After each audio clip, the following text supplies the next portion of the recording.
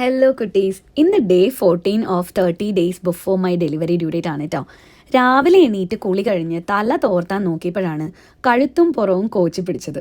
പിന്നെ as usual അനുബേട്ടൻ രക്ഷയ്ക്കായിട്ട് എത്തി. കുറേ നാളായി കാത്തിരുന്ന് അയാൻകുട്ടിയുടെ JCB, excavator, Dum truck items ഓരോന്നോരോന്നായിട്ട് ഇന്ന് വരാൻ തുടങ്ങിയിട്ടുണ്ട് കേട്ടോ. അപ്പോൾ അച്ഛനും മോനും അതിൻ്റെ പുറകിലാണ്. സത്യം പറയുകയാണെങ്കിൽ മോനേക്കാളും കൂടുതൽ ഹാപ്പിയാണ് അനു. ഇടയ്ക്ക് കുറച്ച് നേരം ഞങ്ങൾ എല്ലാവരും കൂടെ ഒരുമിച്ച് ആവിയൊക്കെ പിടിച്ചു കേട്ടോ. 3 പേർക്കും ചെറിയ പ്രശ്നങ്ങളുണ്ട്. ഈ ചുമ എങ്ങനെയും ഒന്ന് മാറണമല്ലോ. അയാൻകുട്ടിയുടെ കൂടെ കളിക്കാനും ഒരു ആരോഗ്യവും തോന്നണില്ല. ഒരു മൂലയിലിരുന്ന് പുസ്തകങ്ങൾ വായിച്ചു കൊടുക്കാമെന്ന് വിചാരിച്ചാൽ ടെയിൽ ബോൺ പെയിൻ വലിയ പ്രശ്നമാണ്.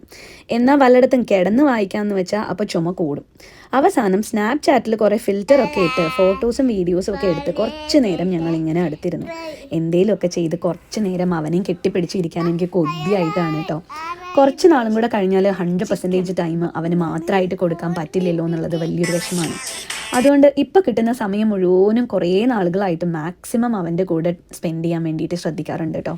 എന്നാലും എല്ലാ പേരൻസിനെയും പോലെ എത്രയായാലും ഒന്നും മതിയാവില്ല. പിന്നെയും കൊതിയാവും.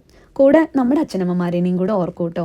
എത്രയൊക്കെ പ്രശ്നങ്ങളുണ്ടെങ്കിലും പിണങ്ങിയൊക്കെ നടന്നാലും ഞാനും അച്ഛനും പിന്നെയും വേഗം മിണ്ടുമായിരുന്നു. ഇപ്പം മിണ്ടാൻ അച്ഛൻ കൂടല്ലെങ്കിലും ഞാൻ ഇന്ന് മനസ്സിൽ ഒരുപാട് മിണ്ടും. എൻ്റെ അമ്മയാണെങ്കിൽ പിന്നെ പാവാണ്. നമ്മൾ അങ്ങോട്ട് പോയി മിണ്ടണം എപ്പോഴും. നമ്മൾ തിരക്കിലാവുന്നൊക്കെ കരുതി ഇങ്ങോട്ട് വിളിച്ച് ശല്യപ്പെടുത്തേ ചെയ്യില്ല. എന്നിട്ട് നമ്മളെ ഓർത്ത് ഇങ്ങനെ ഇരിക്കും. അങ്ങനെ ഒരു പാവാണ് അമ്മ. അതുകൊണ്ട് അമ്മയുടെ അടുത്തേക്ക് നമ്മൾ പോയേ പറ്റുള്ളൂ.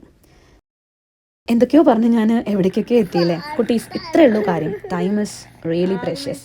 Spend it to love and be loved. ഇനി അപ്പോൾ പിന്നെ കാണാം കേട്ടോ. Bye by.